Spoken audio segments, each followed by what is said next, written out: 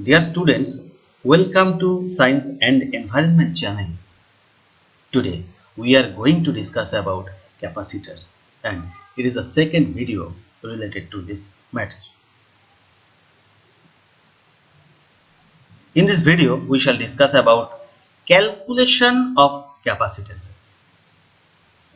First the isolated sphere and then the parallel plate capacitor.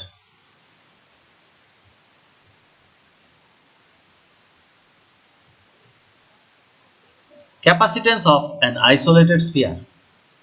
Let us consider a sphere of radius a and it is placed in air or vacuum and it is given a charge q, positive charge. The charge can be considered to be placed at the center of the sphere. Now, the potential on uh, the surface of the sphere is V equal to Q divided by 4 pi epsilon 0 A. You can think it at the surface or near the surface.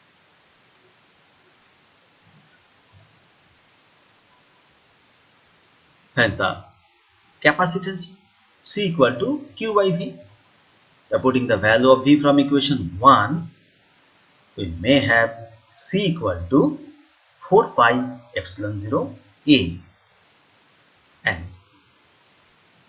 this is the capacitance of an isolated sphere, that is C equal to 4 pi epsilon 0 A. This is very much important for your exam.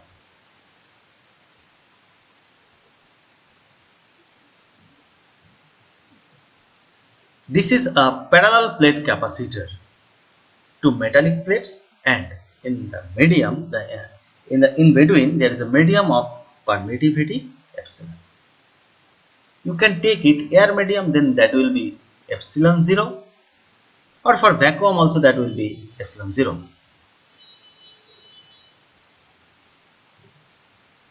One plate is given plus q charge and another is minus q charge.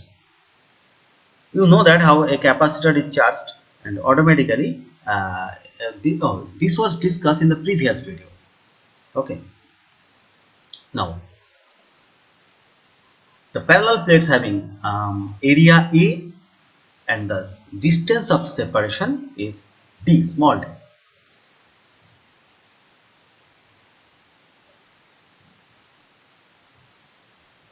The charges are given plus q minus q, and we can find out the electric potential difference in between the plates. If E is the electric field, then we can write that E equal to sigma by epsilon. Taking the vector sign, E equal to sigma by epsilon into n cap. N cap is the unit normal vector to the plate with positive charge, and sigma is the charge density of the plate, that is q divided by capital A.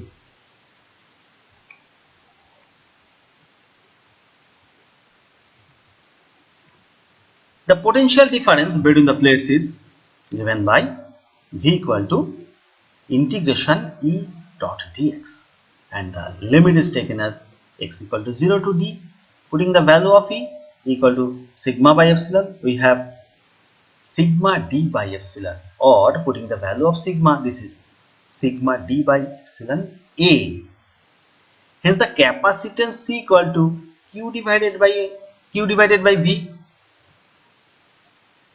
that is epsilon A divided by D.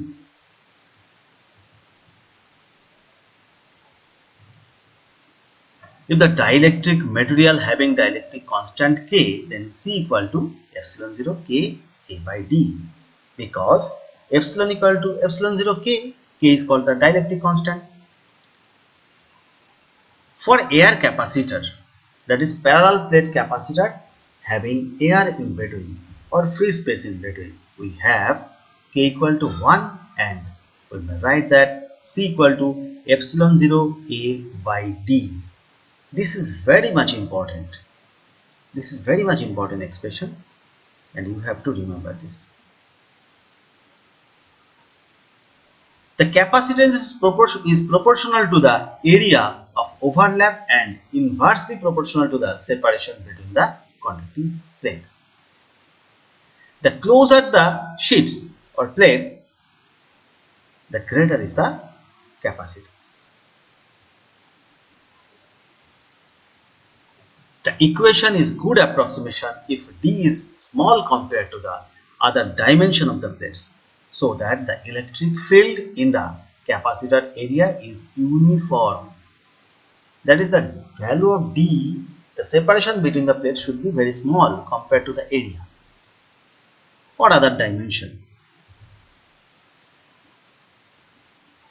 If this not happen, then the electric field will not be uniform in between, and the edge effect, which is called the fringing effect or fringing effect around the periphery of the plates, provides only a small contribution to the capacitance. So we should take this D, value of D, very small here.